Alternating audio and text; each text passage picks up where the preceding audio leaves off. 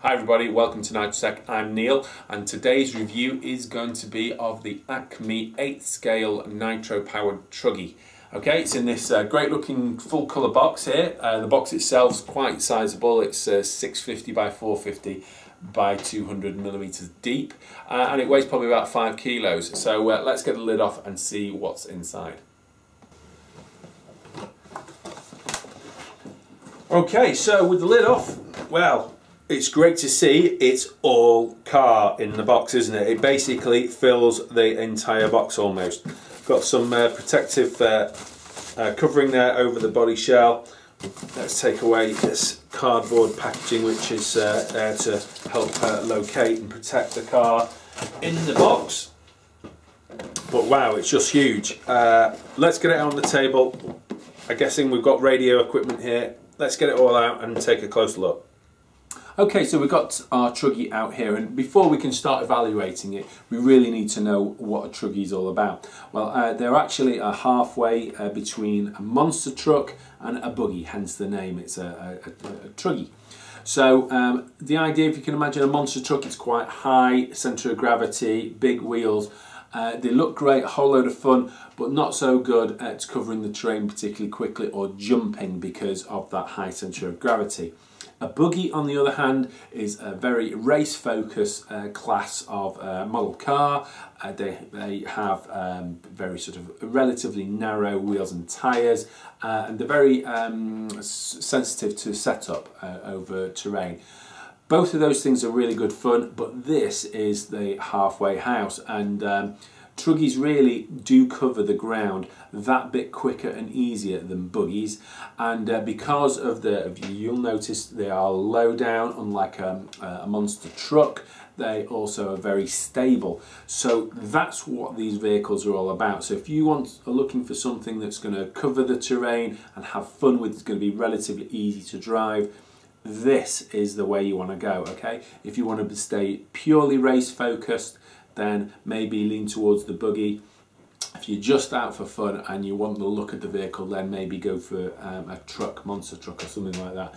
But I think the Truggy has the best of everything and there are no drawbacks. Okay, so that's where we're at. So this one really fits the bill. As you can sort of see, the height of the vehicle is very low between the wheels. So we've got a low centre of gravity, we've got a very wide, big footprint of a car, and also with these hugely wide and big wheels and tyres, it's going to be super stable. Of course, you have a purposeful wing on the back. Now, in this case, staying with those sort of race buggy themes, this one is adjustable for rake, so you can have more or less rake on the back to suit your handling needs.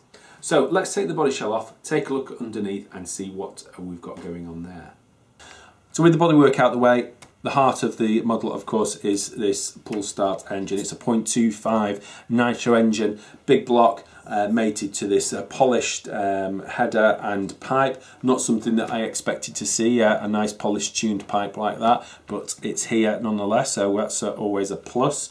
On the other side of the engine, we've got the carburettor and then this nice silicone joiner with the bend, so that the air filter, which is a nice big foam affair, is right in the centre of the car, high up, and that just helps keep it clean under the bodywork, so that it doesn't get dirty too quickly and too easy. So that's a good thing to see here.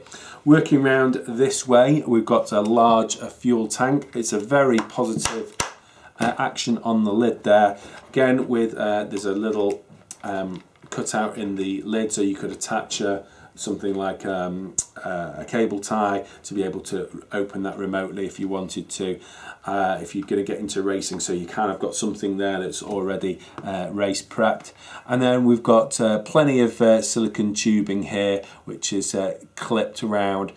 This is basically the breather pipe and also the fuel pipe. Of course, in the off-road world, it's possible that you might turn the vehicle over, and then of course you want the engine to carry on running that little bit longer so that you can get to your model to put it back on its wheels, and that's what that extra bit of fuel tubing does. Okay, right, round the other side, let's have a look. Again, very traditional in its layout. we've got the electrics down this side. We've got the steering servo stood up here on there's a servo saver at the front, nice strong alloy looking bulkhead, and the steering linkage is quite beefy too. Moving back from there, you can see we've got a receiver box here, and this is where the aerial tube will go into. This is our aerial wire that will go into that tube. Then we've got the steering servo, yes, and then the throttle servo. Now this is linked to the brakes, disc brakes, dual disc brakes, either side of the centre differential.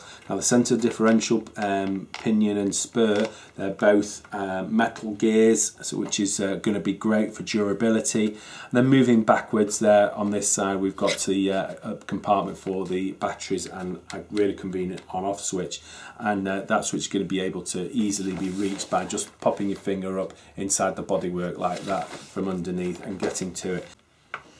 Now, before we get too far past the chassis, I just want to talk about the ride of the car, the way it's set up on these shocks. There's a lot of droop going on here, okay? Now, you do have droop screws in the suspension, but you can see, if I lift the chassis up, that the amount of downward travel that the suspension has got, and it's really smooth, fluid, progressive. It's the best I've seen for quite some time. In fact, it's just one of those things that you just kind of, it's so tactile, you just want to mess about with it and press it down and just see how it responds. So Acme have done a fantastic job with the suspension system here, and we'll take a close look at one of the shocks now. Now, I could quite easily get carried away with just messing about with the suspension. As you can see, it's really smooth and fluid. As I've just talked about, lift the chassis up there and it just settles. Beautiful. This is how cars should be. And of course, here Acme have really pushed the boat out. They've got these large bore oil-filled shocks. They are so slick and smooth. You've got ride height collars here. You've got a number of different adjustable positions on this blue anodized alloy shock tower as well, and that looks it's really quite tough. Also, we've got, as you can see at the front part of the suspension, is we've got these roll bars, which obviously you can remove if that's what you want to do. But the articulation and the fluidity and flow of the suspension is something really to behold. Now, being a Truggy, it's slightly wider than your average buggy, so you've got these very long composite front lower wishbones, and then as you can see here, Acme have gone for a C-hub design. Essentially, it is a slightly stronger way of doing off-road cars because they take quite a lot of pounding. So we've got a nice C-hub design where the drive shaft goes through and into the hub there. So as you can see, we've got the drive shaft coming through the C-hub into the front there, and you'll make out we've actually got a CVD drive shaft, so it is actually connected in there. It's a properly engineered little joint, that, and we've got these very large diameter wheel bearings, and that really just sort of reflects the environment that this Truggy is intended to cope with. On the outside, we've got these large alloy wheel nuts just to keep the wheels on securely. The wheels themselves are nicely put together with holes in the inside to allow the air to travel in and out, and that's really important in an off-road car. Really quite sturdy, and yet have an amount of flexibility which helps with durability over the long term. So even the wheels and tyres are superb. Of course, on the top you've got this very soft rubber with these kind of like bow tie design grip. It's a tried and tested tread pattern, that one. So really superb all round. So looking at the back of the vehicle, you can just make out we've again got an anti-roll bar coming through here. It's on ball joints, which is always the nice way to see it done, particularly with a vehicle that's got this amount of suspension travel. We've got the upper suspension links here with turnbuckles, so you can adjust the camber angles. As you look into the hub, you'll see we've got this again similar to the front, very large diameter bearings, and of course if you look just here you'll see those couple of little tabs. That's so that you can pull those tabs out and adjust the wheelbase of the car by moving those to either both or one of them to the other side of the hub. So really nicely thought through, race focused features, but of course you don't have to start messing about if you don't want to. You can just literally fire this Truggy up and have a whole lot of fun. Okay, so before we move on to the radio, just one last thing I wanted to mention about the body shell. It's a very flexible piece of plastic finished on the inside, so it's going to look great for a long time. But one of the things that I have noticed that it may not come over very well on the camera is that in the windscreen here, there's a line that you might just be able to make out. You can just see it, yeah, there, one down there. So this is an area that you could cut out if you get into racing, so you have a hole in your body shell there, and that's for two reasons. Firstly, that'll help with the airflow over the cooling of the engine, but also it'll give you direct access to the fuel tank, which is directly beneath there, so you could, as I say, open the fuel tank and refuel without having to take the body off. So another little race focused feature there. And then similarly at the back, I don't know whether you're going to be able to make out here, there's a crescent shaped indentation there as well, and you can actually cut that bit out, and that really will give you access to the engine, so the glow plug and what have you, so you don't have to take the body off even to get it fired up, as I've already said. So moving on to the radio, what do we have? Well, of course, it's a steer wheel design. We talked about it very briefly before, but in a bit more detail, we've got this steer wheel, which is a very positive action and feel. I know that it's very shiny and black and looks plasticky on the video, but this is actually a rubbery compound. It's actually very nice and grippy to use, so not going to be slippy or uncomfortable to use at all. Going round the other side, we have a crystal here. This is where the crystals go. Very simple to remove and to install. So if you need to change crystal frequency or whatever, then that's very accessible and simple to do, just as easy as that. And then the rest of the controls are intuitive to use. We've got trim controls for both the throttle and the steering, and basically they're like fine adjustments to find the center point that you want to achieve for your car.